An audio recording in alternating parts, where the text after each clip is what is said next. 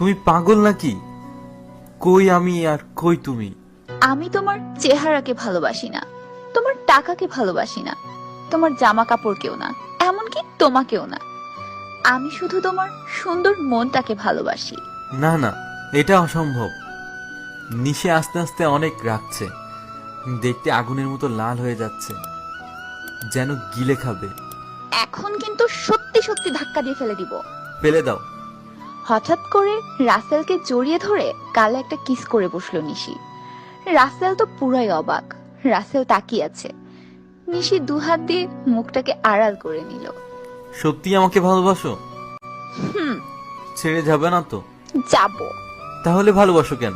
মৃত্যুর সময় কি তুমি আমার সাথে যেতে পারবে? তখন তো ছেড়ে যেতেই হবে। রাসেল এবার কিছুই বলতে পারলো না, নিশিকে জড়িয়ে ধরে কাঁদতে লাগলো। হয়েছে, এবার চলো কিছু খেয়ে আসি। কেন, বাড়ি থেকে কিছু খেয়ে আসোনি? তুমি আমার মেসেজ পড়োনি? হ্যাঁ পড়েছি তো। ওমা, তুমি এখনো কিছু খাওনি? না, তোমার সাথে খাবো। তার আগে তোমার জন্য কিছু কেনাকাটা করতে হবে। কিন্তু আমার কাছে যে টাকা নেই। এই সত্য কথা বলার জন্যই তো তোমাকে এত ভালোবাসি, বোকা ছেলে। আর টাকা নেই মানে? আমার টাকা তো সব তোমারই টাকা। রাসেলের চোখ দিয়ে আবার পানি পড়তে লাগলো। আবার নিশিকে জড়িয়ে ধরলো।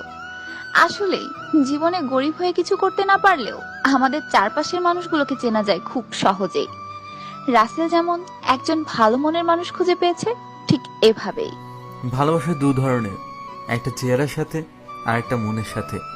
চেহারার ভালোবাসাটা চেহারার সাথে বিলীন হয়ে যায়, আর মনের ভালোবাসাটা